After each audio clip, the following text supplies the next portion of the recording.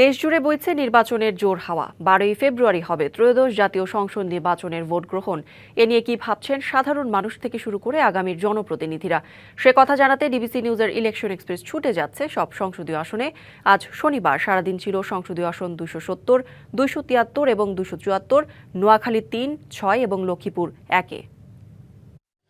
CSRM DBC election express আছে নোয়াখালী জেলায়। এই মুহূর্তে আমাদের সাথে অতিথি হিসেবে যুক্ত আছেন নোয়াখালী 6 আসনে 11 দলীয় জোট মনোনীত প্রার্থীর নির্বাচন পরিচালনা কমিটির প্রধান সমন্বয়ক শাহ মোহাম্মদ মিজানুল হক মামুন। আমাদের হাতিয়াতে বর্তমান যে পরিস্থিতি বিরাজমান আছে, জনগণ যদি কেন্দ্রে গিয়ে ভোট দেওয়ার মতো পরিবেশ, যেটা বাংলাদেশের নোবেল বিজয়ী ডক্টর মোহাম্মদ ইউনুস সাহেব বলেছেন এবং ওনার উপদেষ্টারা বলছেন, প্রশাসনের আর্মি, বিজিবি এবং র্যাব সহ পুলিশের আইনশৃঙ্খলা বাহিনীর কর্মকর্তারা এবং আমাদের ইউনু উপজেলা প্রশাসন যেটা বলছে, নির্বাচন সুস্থ হলে আমরা প্রায় কাস্টিং ভোটের 70% আমরা পাবো ইনশাআল্লাহ।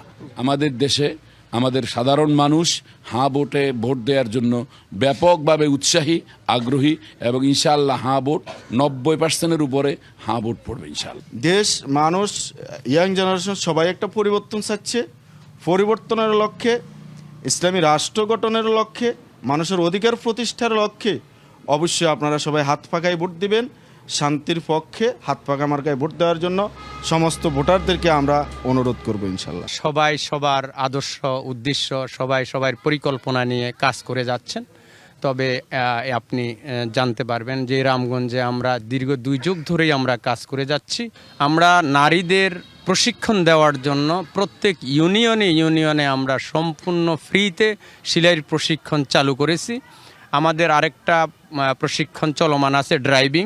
আমরা মানুষের সমস্যাগুলোকে সঠিকভাবে আইডেন্টিফাই করতে পারছি, আমরা সেগুলোকে অ্যাড্রেস করে তার কর্মপদ্ধতি আমরা বলছি যে কিভাবে আমরা সেগুলোকে সমাধান করব। এছাড়াও বিগত 1.5 বছরে আমি রামগঞ্জের মানুষের সাথে ছিলাম।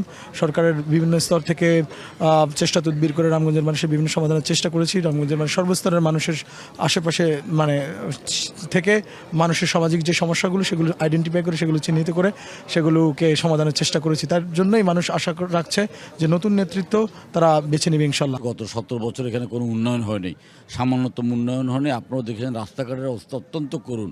আমাদের প্রধান এবং একমাত্র চাহিদা মানুষজনের যে যোগাযোগ ব্যবস্থার উন্নতি করা, রাস্তাঘাটের উন্নতি করা। আমরা রাস্তাঘাটের উন্নতি করার পাশাপাশি স্বাস্থ্যসেবাটাকে একটা গুরুত্ব দেব। নতুন কোনো প্রার্থী নিয়ে আগামীকাল 10টার সংবাদে আপনাদের সাথে আবারও যুক্ত হব। ততক্ষণ আমাদের সাথে থাকুন, ভালো থাকুন।